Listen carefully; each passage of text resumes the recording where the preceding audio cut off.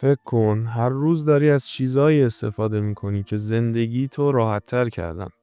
از برق گرفته تا دارو، از هواپیماهای امروزی تا یه دستگاه ساده توی بیمارستان. اما هیچ وقت از خودت پرسیدی کی اینا رو اختراع کرد؟ امروز قراره بریم سراغ 7 اختراعی که دنیا رو عوض کردن. اما اسم مخترعینشون تقریباً فراموش شده. توی این بخشای کوتاه یه اختراع رو میبینی، داستانش رو میفهمی و اینکه چه مشکلی رو حل کرد و چرا سازندش هیچ وقت به شهرت نرسید. قول میدم تا آخر ویدیو چند تا چیز مهم یاد بگیری که حتی معلم تاریخت هم بلد نیست. اختراع اول، انکوباتور نوزادان. قبل از قرن 20 نوزادای نارس تقریباً هیچ شانسی برای زنده موندن نداشتن. ولی یه دکتر فرانسوی به اسم استفان تارنیه یه جعبه ساده ساخت که دماش مثل رحم مادر تنظیم می شد. اون وسیله شد اولین انکوباتور نوزاد. بعدها بقیه مهندس ها اون ایده رو بهبود دادن، اما اسم سازنده اصلی فراموش شد. فقط کافیه بدونی این اختراع تا الان جون میلیون ها بچه رو نجات داده. اختراع دوم، پمپ آب دستی ارزان. یه اختراع ساده اما حیاتی. پمپ‌های دستی که توی قرن 19 طراحی شدن باعث شدن روستاها و زمین‌های خشک بتونن به آب دسترسی پیدا کنن. این پمپ‌ها اونقدر کارآمد بودن که هنوزم توی بعضی مناطق فقیر دنیا استفاده میشن. سازندش کیه؟ مشخص نیست. چند مهندس گمنام توی هند و انگلستان که فقط هدفشون نجات کشاورزا از خشکسالی بود. نتیجهش چی شد؟ میلیون ها مزرعه نجات پیدا کرد و تولید غذا چند برابر شد. اختراع سوم، اولین بانک خون. وقتی جنگ جهانی اول شروع شد، انتقال خون تقریباً غیر ممکن بود.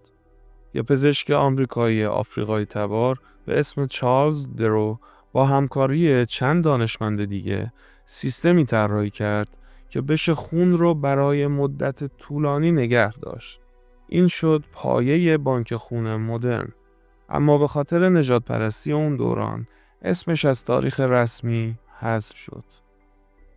امروز هر باری که یه نفر خون دریافت میکنه در واقع مدیون اون تیم ناشناخته است. اختراع چهارم، سیستم تهویه و فیلتر هوا.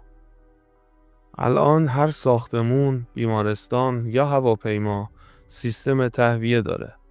ولی 100 سال پیش آلودگی و میکروب‌های هوا کنترل نمی‌شدن.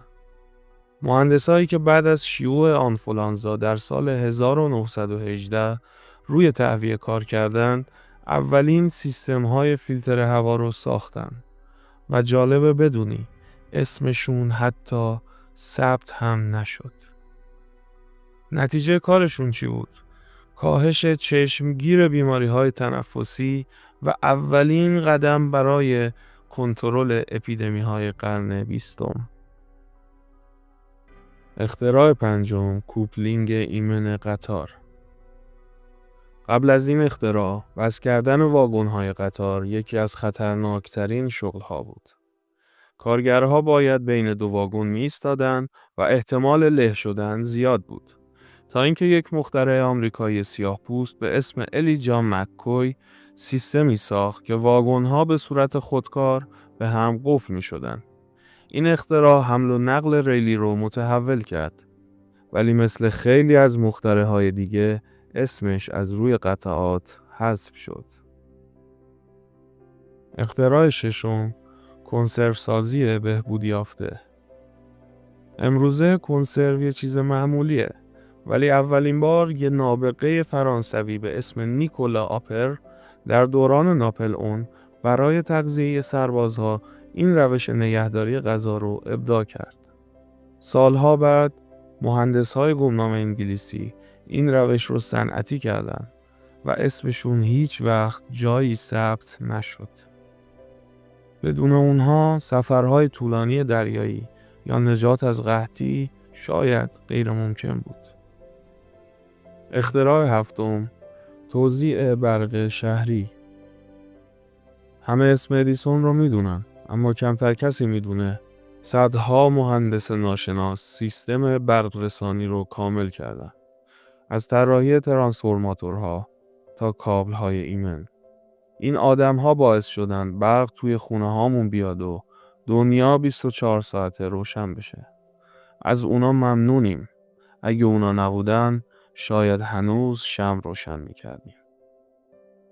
اینا فقط چند تا نمونه است از آدمایی که اسمشون فراموش شد. اما دنیایی رو برای ما ساختن که بدون اونها شاید هنوز توی تاریکی ها بودیم. گاهی قهرمانای واقعی کسایی هستند که هیچ وقت دیده نمیشن.